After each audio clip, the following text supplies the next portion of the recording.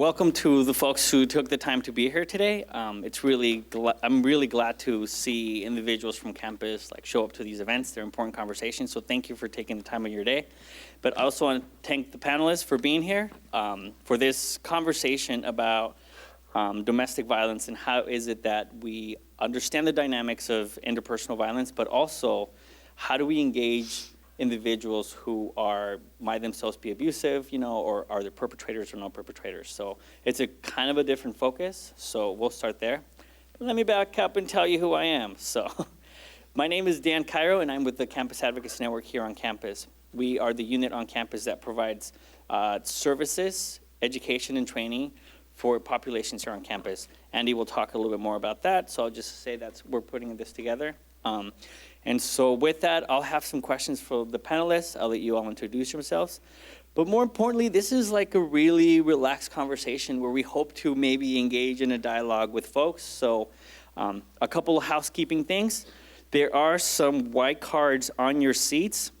If you have a question for the panelists or something comes up or you feel like we should dig deeper into that, raise your hand, I'll come back and I'll pick them up. If you don't feel comfortable saying it, I can ask it for you. If not, you'll be like, hey, I have a question, and then we'll go ahead and feel free to ask the panelists questions. So as you'll see, they come from a very extensive experience, and so I'll make this short and then turn it over to our panelists. So thank you for being here. So. Thank you. So I guess who you are, what you do, and who do you work with? We'll start with that. Okay, I'll start. My name is Mike Feinerman. Is this on? Yeah. Okay. Sure. My name is Mike Feinerman, and I'm program manager for the Center for Advancing Domestic Peace in Chicago. We are a partner abuse intervention program. We work with people who've been abusive to an intimate partner, mostly people referred by the courts after either a guilty plea or a conviction on a domestic battery charge. Mostly men. We have 5 groups for men and 2 groups for women, 6 groups for men and two groups for women. And we also have an additional men's group for Spanish-speaking men. We have services in an office on the near west side at Western and Polk. We also have groups in an office in Englewood at 69th and Halsted. And we have the Spanish-speaking group at Immaculate Heart of Mary Holy Cross Parish, which is at 45th and Ashland. That's Monday nights. And we do group intervention to stop domestic violence. There is a protocol for programs like ours in Illinois, and that protocol requires certain training for group facilitators. It also defines what kinds of interventions are not appropriate, such as anger management or pastoral counseling or individual counseling. Guess it's my turn. Thank you, Mike, for passing the mic. My name is Lillian Cartwright. I work with the Chicago Metropolitan Battered Women's Network. It's a mouthful. We're also known as the Network, or CMBWN. So we are the coalition of the Chicago area domestic violence service providers and sexual assault service providers. And we support those providers in working directly with survivors of domestic violence, and within domestic violence, intimate partner violence specifically. So we have a training institute, our centralized training institute, that provides the state required 40-hour training that one would need if they want to work at a domestic violence program that's formally deemed a program by the state. We provide specialized and advanced trainings for the community, for people working in programs. We also provide a professional series of trainings for, big systems, big institutions, right? So Cook County State's Attorney's Office, Chicago Police Department. But I'd say our trainings run the gamut from, like a technical assistance type of deal where you're looking at the use of technology and stalking, to more consciousness raising progressive trainings that I wouldn't even deem them trainings. I'd say they're workshops, so that might look at, like we had one called Carceral Feminisms, and so we looked at, the domestic violence movement's over-reliance on the state as an intervener in violence and how that can be problematic. So that's an example of a workshop we might have. We also run the Illinois Domestic Violence Hotline. That's the statewide hotline that takes calls from throughout the state, but largely from the Chicago area. About 2/3 of our calls come from the Chicago region, and we get about 25,000 calls a year on that line. From survivors, family members, friends, service providers, folks in the faith community, you name it. And then we also do policy and advocacy work. So I work within our training institute. I coordinate trainings. I bring on people like Mike Feinerman to train with us. And I also oversee a court watch project that looks at civilian monitoring of the domestic violence court. So I do those two things. So that is the network. Hello, my name is Andy Solario, and I am the primary survivor service provider on campus. So I work at the Campus Advocacy Network with Dan here at UIC.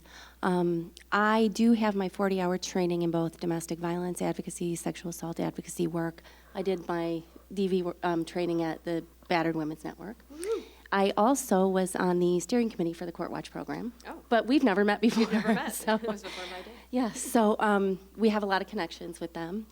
But anyway, we provide survivor services for students, staff, and faculty here at UIC who have been impacted by domestic or dating violence, sexual assault, stalking, hate crimes. And I think we also have our Outreach Net team, which is Dan and Rachel. A lot of you know both of them. And the three of us work closely with the staff of the Women's Leadership and Resource Center. Our program is part of that office as well. So that's who I am. Thank you, folks. So just to kind of get us started in the conversation, so when we're talking about engaging or working with individuals who are abusive or batterers, like what do you feel are maybe some of the immediate needs that need to be at the forefront for us to be able to start that conversation? Well, really, when we talk about holding people accountable, one of the things that we have to recognize is that they are people first. These aren't, I think some of us who do this work were a little surprised when we first started doing it to walk into a group room and not see a group of men with horns and tails, but instead find people who looked a lot like us. You know, they might have been a different color, they might have been wearing different clothes, but they were a lot like my brothers, my uncles, the guys I grew up with, the people I work with, like me. And so it's important to understand that this is not some kind of monster in most cases. Now there are guys, there is a small subset of people who batter, who are very dangerous and who are predators. And they're not people who can really be helped by a program like ours. And they very rarely get to programs like ours because usually they would have been flagged by a probation officer or a judge somewhere along the line. And I have to say, as sorry as I am to say it, that there are some people for whom the only appropriate intervention is going to be incarceration. It may be the only way that the public can be kept safe. But that's a very small group, a very small subset of people who batter. Most people who batter are relatively normal, to use a loaded word. They don't have any serious psychopathology. They probably have a greater likelihood of having a history of some trauma than most people, and there are some people who have experienced much trauma. In general, though, people who batter are pretty much like the general public. And it's important to understand when we're approaching them that they've learned this behavior. It is learned behavior. It is not some kind of character flaw. One of the first people I learned about domestic violence from was an advocate from Arkansas by the name of Lydia Walker. And Lydia said that there were 3 reasons why men batter. Number 1 it feels good. If there are very few areas in your life where you have any sense of being in control of your destiny, it can feel good to be the boss. It may not feel good for long. We have an exercise that we ask guys in our program to do about halfway through, where they identify what was their most violent incident. And we asked them to examine it in detail. What was the situation? What were some of the cues that you had? What were some of the beliefs you had about the situation, about yourself, about your partner, and so on. But one of the things we asked them is, what was the payoff? And most men have a hard time identifying that, at least at first. They say, oh, there was no payoff. It was just a terrible mistake. But when they're challenged by their peers, they can usually identify some momentary feeling of, I showed her, or she's not going to do that again. And it may only have lasted for seconds before it was overwhelmed by the onrush of consequences. But it was there. The second reason that Ms. Walker said people batter is because it works. If you make someone afraid of you, they'll do what you want them to do, and they won't do what you don't want them to do.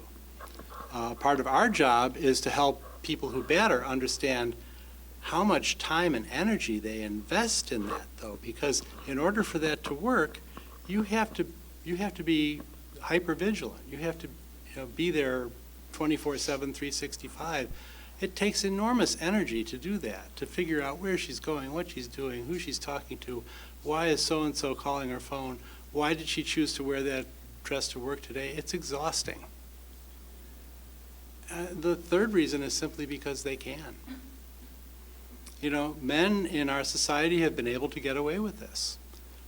It has, in some ways, been co-signed by the system until not that long ago. It was only in 1980, I think, that the first American state passed legislation that made marital rape a crime. Prior to that, if sex occurred inside a marriage, there was consent by definition. Until really just before the Second World War, when women got married, they basically underwent a kind of civil death. They lost their right to handle their own money. They couldn't sign a contract without their husband's permission in many states. Until 1920, women couldn't vote or hold office or serve on juries. So let's face it, we live in a patriarchal society. And some men's violence, as Susan Brown Miller and many others have pointed out, just helps to build up other men's privilege. And so that's really what we're talking about. And we have to recognize that this isn't something that the individual that we're working with invented. And so we have to hold him accountable, but we also have to help him to take a look at how these beliefs accrued in the course of his upbringing. And not just his upbringing by his family. Look at the media. Look at just the way institutions have dealt with him.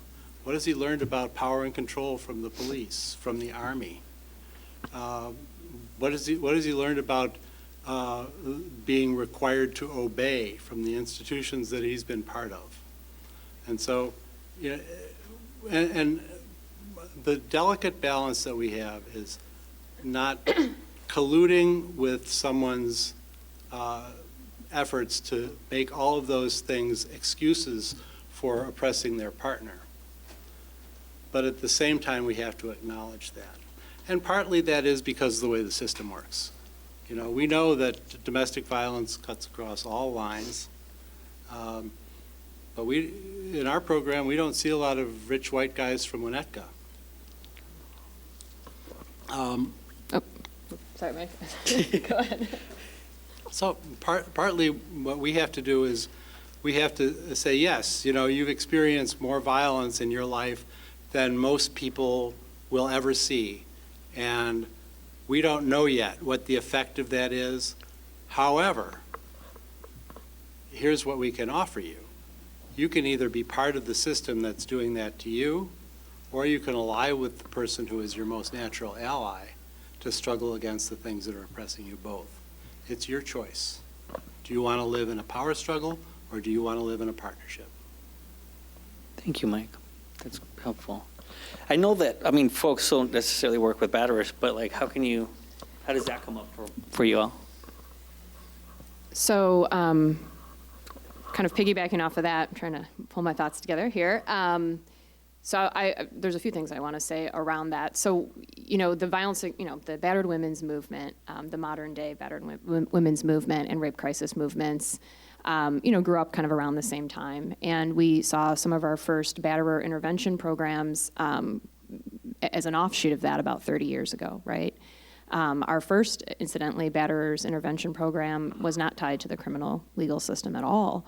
And they were born out of, from the frame of reference of women who were being battered, born out of their request or demand, really, that those causing harm, those abusing, which are predominantly male identified, not always, but predominantly, overwhelmingly male identified, that those folks acknowledge, one, stop abusing, two, that they be held accountable, three, that they, empathize with the needs of the person being harmed, and four, that they, change, work at changing the belief systems that support their use of violence.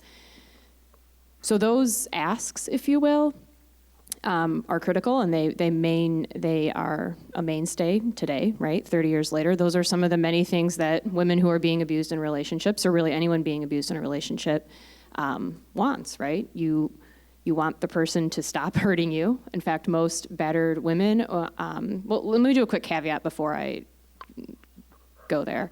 So I am largely saying women or people that are female identified. That's because we know, based on all sorts of research across the spectrum, within the social service realm, criminal legal system, medical community, faith communities, when we've done research, overwhelmingly the people that identify as victims of domestic and sexual violence are female identified, right?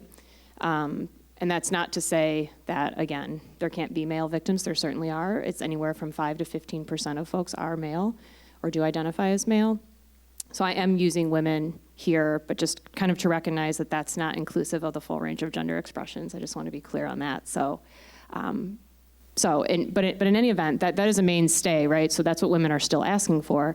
I think it's interesting that as the battered women's movement and the rape crisis movement kind of grew into fruition, that we began to increasingly tie ourselves to the state and to institutions as the primary intervener in violence in our lives. So rather than supporting one another in community, whether that's friends, family, neighbors, coworkers, your faith community, which is where it initially started, we began to align ourselves with these bigger systems, right? So the prison system, policing systems, child welfare systems that are actually causing harm and violence in many communities.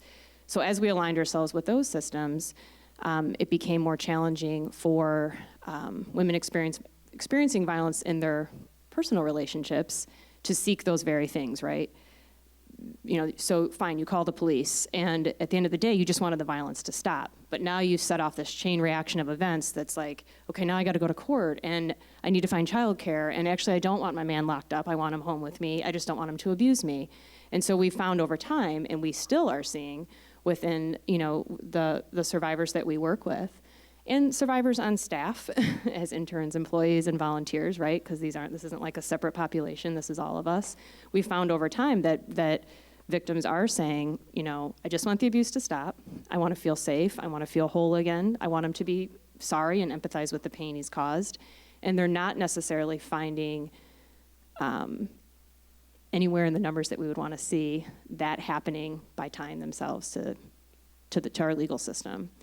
And so I think that's just a trend we're seeing. And so over the past decade, in particular, there's been a lot of work around, understandably going back to our roots and critiquing these institutions that we've aligned ourselves with as, one, not meeting the needs of the survivors who are experiencing domestic and sexual violence, and two, we're relying on systems that wield power and control and violence in grand ways in people's lives and in communities. So we're working to, again, get back to to our roots and kind of tying in all forms of oppression and how we address gender violence. The only thing I want to say is I'm deferring to the experts because my program doesn't work with perpetrators at all. We are such a small program being campus-based. We only have 4 advocates, and we don't have the resources. We're also housed in the Women's Center, so it kind of doesn't make sense from that. It wouldn't be a safe space for women-identified people and other survivors if because of the setup and the small space and everything.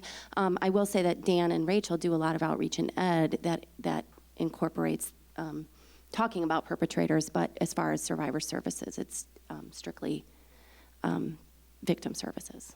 So, I think one thing that you brought up, Lillian, that's important is that we have to recognize that the people that we're working with, whether they're victims or perpetrators, are like us, and they are us. We have people who, we have had people in our program who had gone through a program like ours and been nonviolent for a period of time and started to do this work in community. There are a number of people on our staff and former staff members who were victims of domestic violence, and in fact, one of our co-founders was the executive director of 2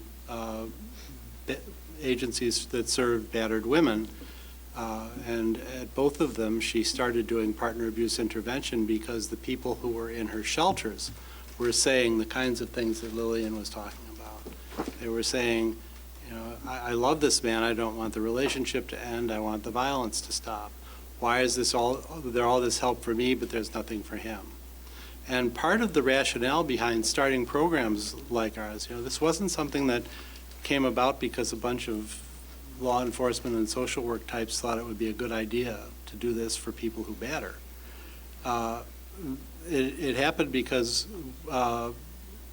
advocates in shelters were starting to realize that it would give women more information if they knew that their partner had had an opportunity to change. Then if he changed, great. But if he didn't, then that was more information for them to make a better informed choice about whether or not this was a safe relationship for them to stay in. Resources are an issue, and Andy, you mentioned that. And one of the things that I think we need to keep in mind is that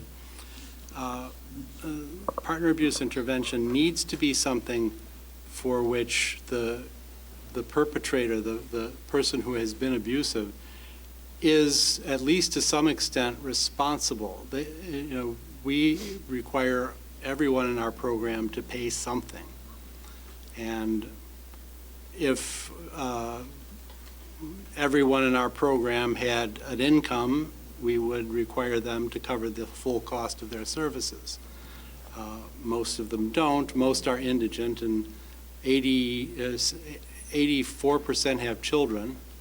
And so we don't want to set up a system where we're refusing services if people can't pay, particularly if that would mean that for a court-mandated person, that might mean that the victim is paying. And so we have contracts with a number of agencies that cover some services, but most clients either have a fee or a co-payment. And part of their accountability is being responsible for that. And the resources that are devoted to partner abuse intervention need to be limited. We really have to make sure that as a community, when we talk about a well-coordinated community response, most of our resources should be directed to helping victims and providing options for victims. And in fact, in the statewide plan for domestic violence services, I believe the amount available to partner abuse intervention from state funds is limited to 5% of the amount that's available for victim services. And we think that's appropriate. So it was mentioned in conversation that that the violence of some men builds privilege for other men. And I wonder if folks can maybe speak quickly a little bit about, like, what does that mean, or how does when we're talking about systems and norms, like how does that happen? Well, for one thing, it socializes children. And children come to expect this behavior. And women in particular come to understand early that this is a possibility. And for men, it can always be a threat. We see the way that works in micro and some of the people that we work with. I've heard people say, well, I only hit her once. I only had to hit her once. Yeah. She knew I could do that. Yeah. Lily? Just thinking about men's violence as kind of a sanctioned action to maintain, men's violence against women in particular is a sanctioned action to kind of maintain patriarchy, right? And no form of oppression happens in isolation, right? They're also interconnected. And so, so to your point, I just lost my train of thought. Go ahead. Go ahead. No, go ahead. One example of this that I can remember is I was reading a memoir by a New York police officer where he talked about an incident where he had to walk a woman's husband around the block after a domestic battery call. And that's what he did. He literally walked him around the block and told him that there'd be consequences if anything like this happened again, if they had to come out to this address again. But a few pages later, there was a description of the same officer showing up at the same house a few days later when he knew the man was at work and hitting on the victim. And so part of what we're talking about here is something where there are no real consequences for the people who abuse, and there's continuing victimization for victims. And if you extrapolate that out, and I can never remember who said this quote, so I need to quit throwing it around and prefacing it with that. But there's this quote, something along the lines of, how can I tell, this man to go bomb civilians in Iraq but not to hit his wife? And so there's those sorts of inconsistencies that just don't. Well, they are consistent actually, right? That is consistent. So I think we look for these person level solutions to what's a societal problem, and that this notion of creating this violent masculinity, that's harmful to people who identify as female and for those who identify as male. No one's winning, right? Violence is useful in the short term. It works, right? We wield, it manages a situation in the short term. In a way that's long-term very destructive. And when I say manages the situation for the person perpetrating the violence, right? It works for that entity. So, whether that's a national, whether that's a nation state, whether that's, a husband and his partner, it works in the short term for that individual perpetrating the violence, but it's not a long-term solution, clearly. And so, just recognizing the way power and control is wielded on a structural level and on a cultural level, how that can then manifest in individual intimate relationships, right? It's about exploiting kind of those broader power dynamics that exist in society around privilege, and exploiting those within your interpersonal relationships. And so it's always tied to something bigger. This isn't like this individual pathology, like this rogue member of society who beats his girl. No, this is us collectively. And, and many of you have likely seen this. If not, it's a good TED Talk. Figure you guys are familiar with TED Talks, right? Woohoo. So Tony Porter does a great TED Talk. And in that TED Talk, he talks about the man box and, what does it mean to act like a man, right? And so you look at all these words associated, and I'm sure you can think of them right now in your heads, what is being a man?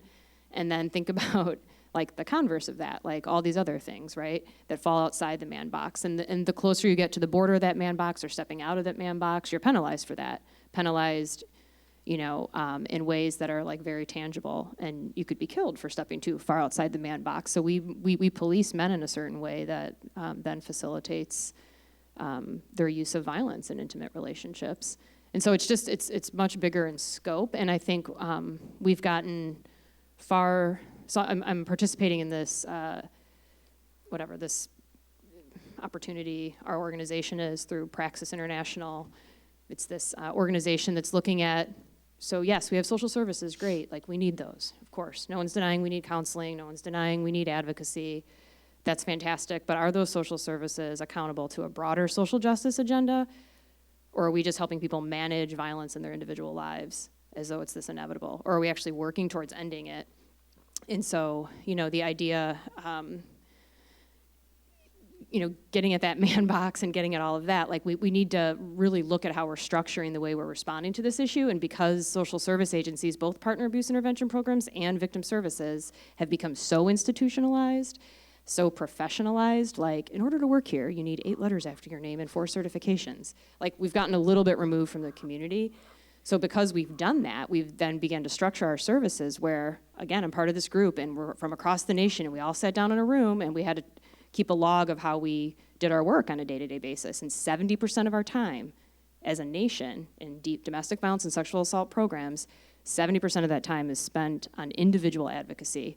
That 30% includes other managerial tasks, and there's like a tiny sliver, 10%, that's looking at actually addressing the structures that give rise to violence in the first place. That's super problematic if we're ever gonna get anywhere near ending this, right? If we're only looking at the individual in front of us. So it's kind of tangential, but I think that's where this is going today. That's good. Yeah, No. I think we have to.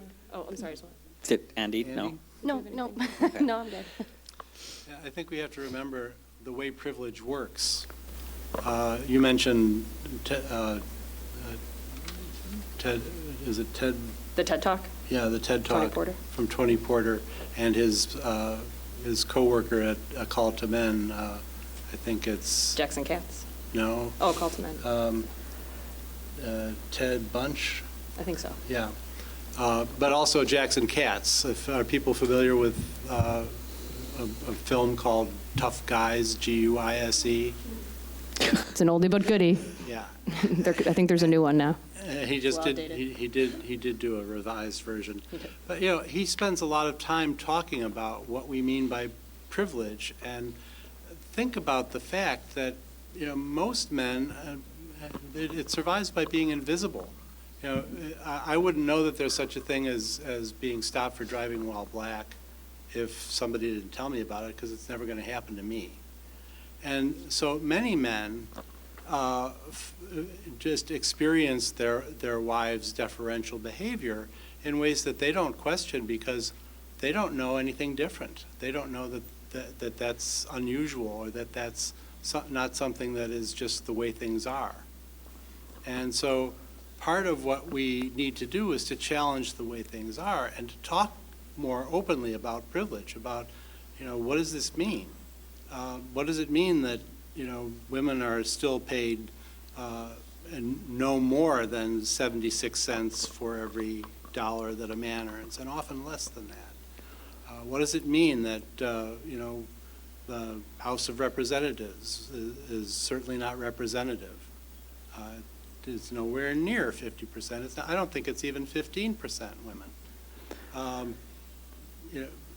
The way that we structure education and jobs has nothing to do with what the needs of the whole population are. Right. So we're talking about systems, right? Like the structures of that we need to focus our interventions so that it's more preventative and structural. But when we're thinking in terms of population, like 19 to 26 college students, right? Or like we encounter those, when we're trying to encourage folks to have interventions at the interpersonal level, how can individuals talk to someone who they know are exhibiting some of those, abusive behaviors, or they're, oppressing their partners or even their friends and family? So I don't know if we want to start and ending and come back, and so. You know what? No, don't start with me. I do have some thoughts, but don't start with me. It was a moment of suspense, and then I passed Sorry, the I let mic. y'all down. You did not let us down. So I'll start by, like, we have to, again, I'm not always trying to frame this like super broadly. I know I sound frantic with that, but we do have to think about the way we like talk about community in the first place to be able to respond to harm in a community. So if you think about, like, right now, pretty much our current structure is like we spend 10% of our energy building community, whatever that is, with your family, friends, you name it, a club, your whatever, cohort in your class or whatever it is. About 10% really cultivating community and 90% responding to, and 90% responding to like the actual if harm happens, right? Like then it's like, oh, you know, someone was assaulted or someone was raped or, oh my God, she's in an abusive relationship. And then, you know, all this energy is put into trying to respond and fix that situation when you don't really have the community in place in the first place, right? So if we flipped that and spent 90% of our energy building community, trusting community, open dialogue, talking about the small things that happen, so when the big things happen, like you can actually address them. So 90% of our energy building community, then we'd probably only have to spend 10% of our time responding. And I know that sounds abstract, but like just think about that in whatever spaces you move through, whether it's, you know, and as college students, you're occupying all sorts of different spaces, right? Just thinking about like building those bonds and being able to hold folks accountable for the small pieces of harm and yourself as a vehicle to then being able to do that when the bigger things happen. And so I would say when many of the things that hold true for like, what'd you say, 19 to 28, like kind of those arbitrary numbers, hold true for anyone. But I think, you know, some of the big pieces, if someone has experienced violence, intimate violence, so domestic violence or sexual violence, like one, just like showing up for that person, so believing them is like huge. Because I just want to dispel a myth. Like people don't lie about getting raped. People don't lie about getting abused. It's incredibly rare. So believing, listening, validating their experience, not requiring that person to identify as like, I'm a victim of rape, but like, you know, however they want to identify, just like showing up for that person and however they were harmed. And then conversely, if you are talking to the person that's causing the harm, like one, always having the person's experience that was harmed in the back of your mind, even if you don't know that person directly, but trying to center the safety of that person while you're talking to your friend or your uncle or your cousin or whoever it is. And then, you know, with that individual, like really trying to create a space for an open dialogue so that person will share whatever it is, or, you know, but holding them accountable at the same time, which is challenging, and that's like a nuanced thing, and I don't have like this pat answer for you. But I think like creating a space for that dialogue to happen in the first place is just really huge. And then finding ways, you know, if you have cross connections with people, so say you're in the same friend circle and you're like, you know, you all go out on the weekends together and like the guy in the group is like abusing one of the girls in the group or whatever it is, you know, trying to like, again, if you're building that community and having those cross connections. So maybe there's someone who's closer to the victim, right? And then someone who's closer to the abuser. And so talking with the person who's closer to the victim, right? If she's wanting to share and finding out what she needs. And then on the abuser end, you know, then trying to work with him to hold him accountable. So there's ways to do it without needing like a big system to do it. But I just can't stress enough that like, addressing if you're able to address the little things in whatever small communities you operate in, it's much easier to address the big things. Like, you know, I know it's very general, but. And did you have?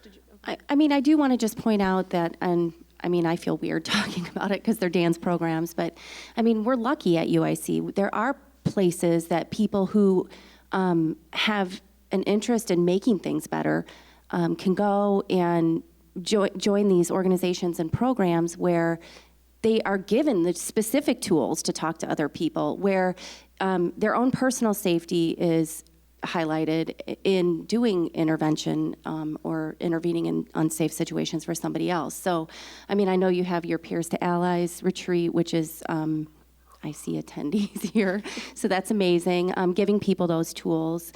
And I know you do your men's initiatives, your reimagining masculinity in conjunction with, or in collaboration with the other centers. And so specifically with that age group on a college campus, and given the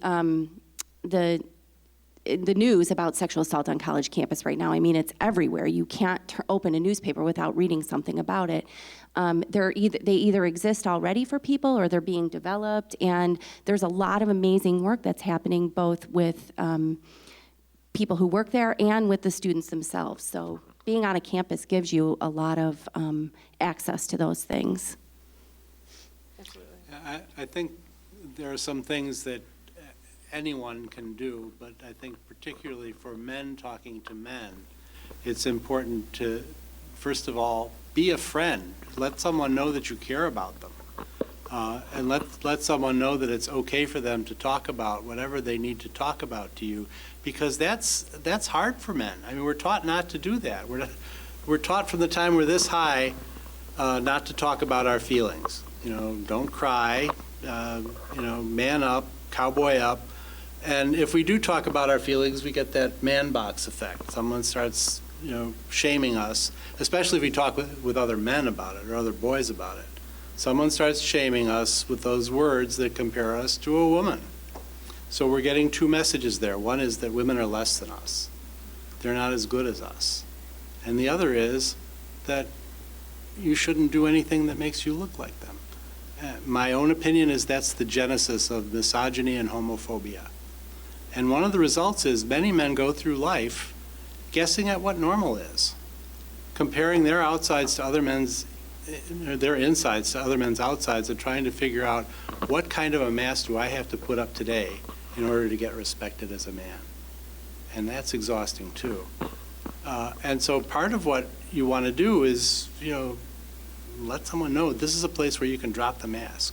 You don't have to do that to me. You can tell me what's bothering you. The other thing you need to do is you need to make it really clear that what he's doing is hurting someone, and use her name. Personalize it as much as possible, because one of the ways that people, and we see this in groups all the time, one of the ways that people dehumanize someone in order to be able to abuse them is by calling them something other than their name. That's why we always insist that people refer to their partners by their first names. Not my wife with that possessive connotation that also defines her in terms of her relationship to you. Not my baby mama, which we don't allow, or even the mother of my children. Let's use her first name. Remind yourself that this is a human being, a person in her own right, regardless of her relationship to you. And when you let someone know that you see that that person is being hurt by your friend's actions, that may be the closest that he can get to empathizing. And the third thing to do is, just don't drop it.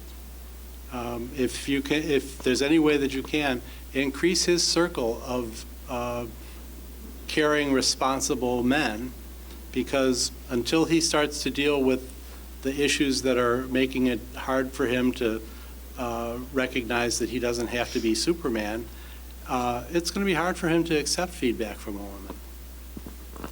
Thank you. I want to honor people's time, but any last thoughts or anything to wrap up? We had a whole bunch of questions and we only hit 3, but are there things that before we close that folks in the panel want to make sure that is mentioned for this conversation? You said something that I think is really important about believing victims, Lillian. And that has a lot to do with why some of the alternative things that have been talked about for addressing domestic violence are problematic, like peace circles. We still live in a society where the first question people ask when they hear about an abusive relationship is what?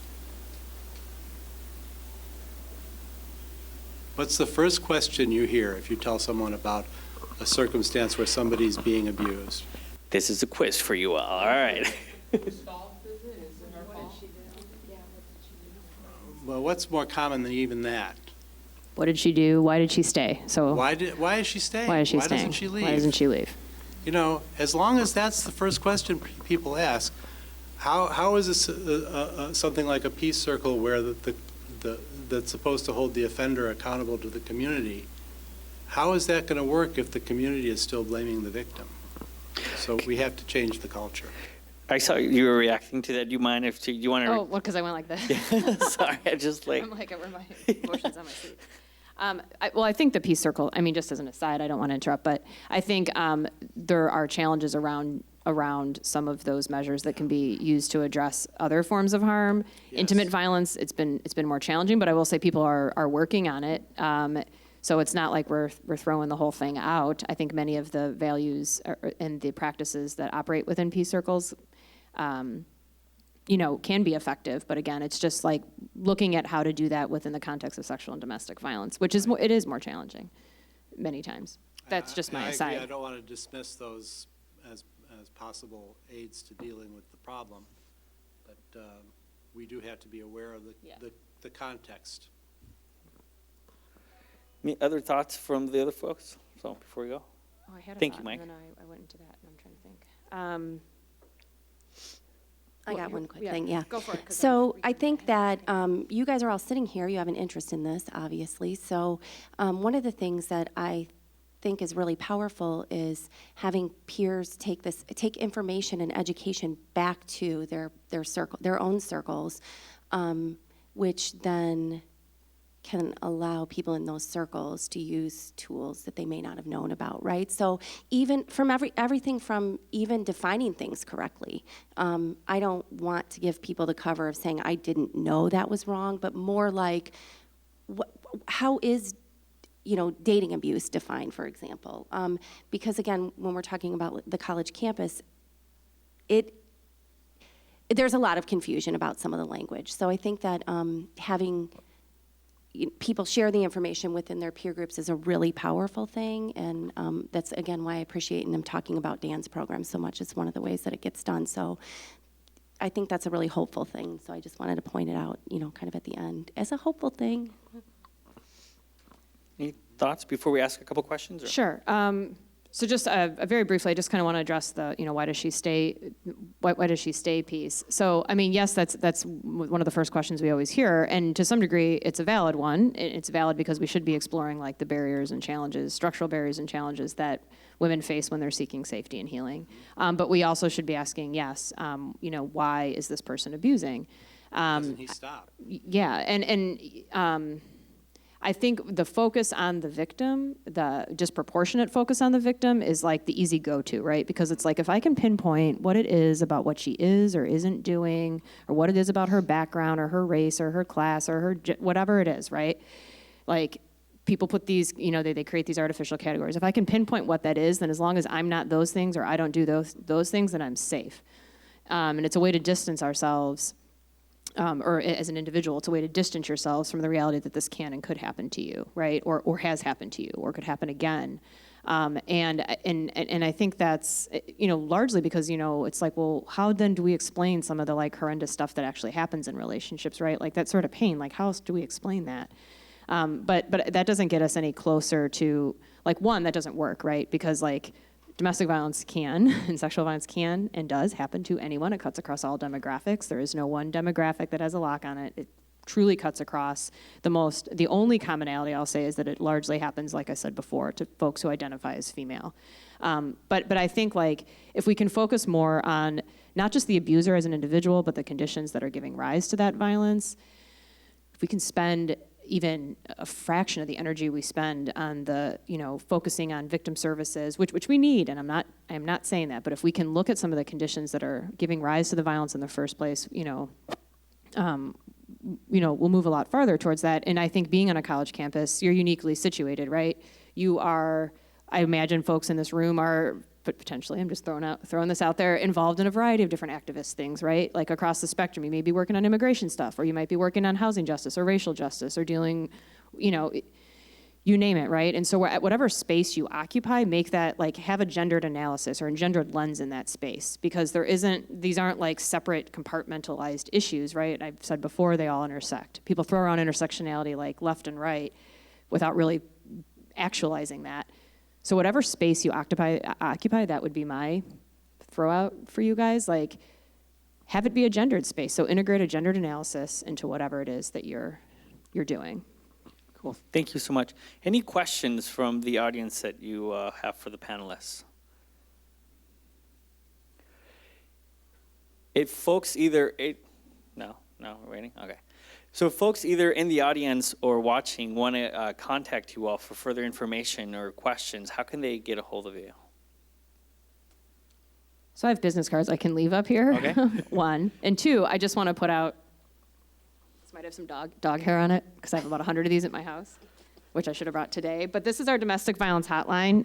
It's 877-863-6338.